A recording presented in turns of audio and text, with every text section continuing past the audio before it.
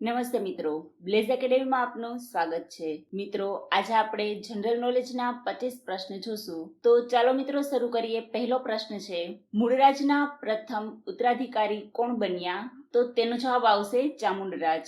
ત્યાર પછી બીજો પ્રશ્ન, મોઢેરાનું સૂર્ય મંદિર કોણે બંધાવ્યું હતું? તો તેનો જવાબ આવશે ભીમદેવ પહેલા. ત્યાર પછી ત્રીજો પ્રશ્ન, સૂર્ય મંદિરનો જીર્ણોદ્ધાર કરાવી પથ્થર દ્વારા નિર્મિત કોણે કરાવ્યું? તો તેનો જવાબ આવશે ભીમદેવ બીજાએ. ત્યાર પછી ચોથો પ્રશ્ન, ભીમદેવ પહેલાની રાણી ઉદયમતી કોની પુત્રી હતા? તો તેનો જવાબ આવશે સોરઠના ચુડાસમા રાજા રા ખેંગારની. ત્યાર પછી પાંચમો પ્રશ્ન, કચ્છમાં રા ખેંગારે બંધાવેલું મ્યુઝિયમ હાલ કયા નામે જાણીતું છે? તો તેનો જવાબ આવશે ફર્ગ્યુસન મ્યુઝિયમ. ત્યાર પછી છઠ્ઠો પ્રશ્ન, સોરઠના ચુડાસમા રાજા રા ખેંગારે વંથલીને બદલે નવી કઈ રાજધાની બનાવી? તો તેનો જવાબ આવશે જુનાગઢ. ત્યાર પછી સાતમો પ્રશ્ન, કર્ણદેવ પહેલો કોનો પુત્ર હતો?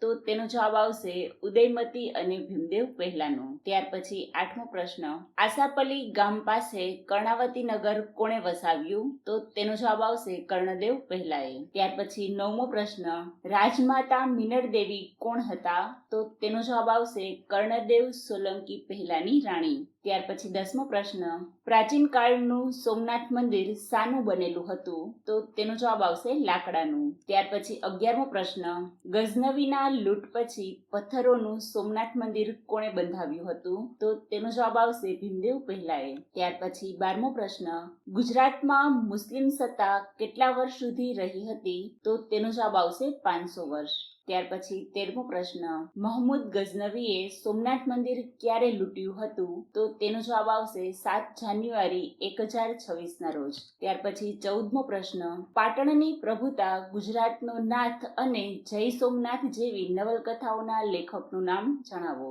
તો તેનો જવાબ આવશે કનૈયાલાલ મુનશી. ત્યાર પછી 15મો પ્રશ્ન, મૂળરાજ સોલંકીએ પાટણના સિદ્ધપુર ખાતે કઈ નદીના કિનારે રુદ્રમહાલયનું બાંધકામ શરૂ કર્યું હતું? તો તેનો જવાબ આવશે સરસ્વતી. ત્યાર પછી 16મો પ્રશ્ન, મૂળનાથ મૂળેશ્વર મહાદેવ મંદિરના સ્થાપતિનું નામ જણાવો. તો તેનો જવાબ આવશે મૂળરાજ સોલંકી. ત્યાર પછી 17મો પ્રશ્ન, સોલંકી કાળમાં રાજમદન શંકરની ઉપાધિ કયા રાજાએ મેળવી હતી? તો તેનો જવાબ આવશે વલ્લભીરાજ. ત્યાર પછી 18મો પ્રશ્ન, સોલંકી કાળ દરમિયાન પાટણમાં દુર્લભ સરોવરની રચના કોણે કરાવી હતી? તો તેનો જવાબ આવશે દુર્લભ રાજે. ત્યાર પછી 19મો પ્રશ્ન, મહમૂદ ગઝનવીના સોમનાથ મંદિર પરના આક્રમણ દરમિયાન ભીમદેવ પ્રથમે ક્યાં આશ્રય લીધો હતો? તો તેનો જવાબ આવશે કચ્છના કંથકોટના કિલ્લામાં. ત્યાર પછી 20મો પ્રશ્ન, સોમનાથ મંદિર પરના આક્રમણનું વર્ણન અલબરુનીએ કયા પુસ્તકમાં કર્યું છે?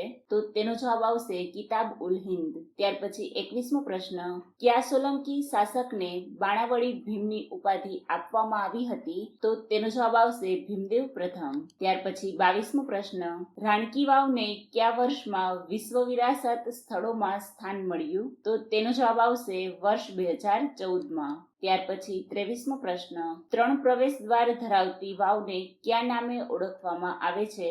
તો તેનો જવાબ આવશે જયા. ત્યાર પછી 24મો પ્રશ્ન, અડાલજની વાવ એ કયા પ્રકારની વાવ છે? તો તેનો જવાબ આવશે જયા. ત્યાર પછી 25મો પ્રશ્ન, વાવના મુખ્યત્વે કેટલા અને કયા કયા પ્રકાર છે? તો તેનો જવાબ આવશે 4, જયા, વિજયા, નંદા, ભદ્રા. તો મિત્રો, આ હતા જનરલ નોલેજના પ્રશ્નો.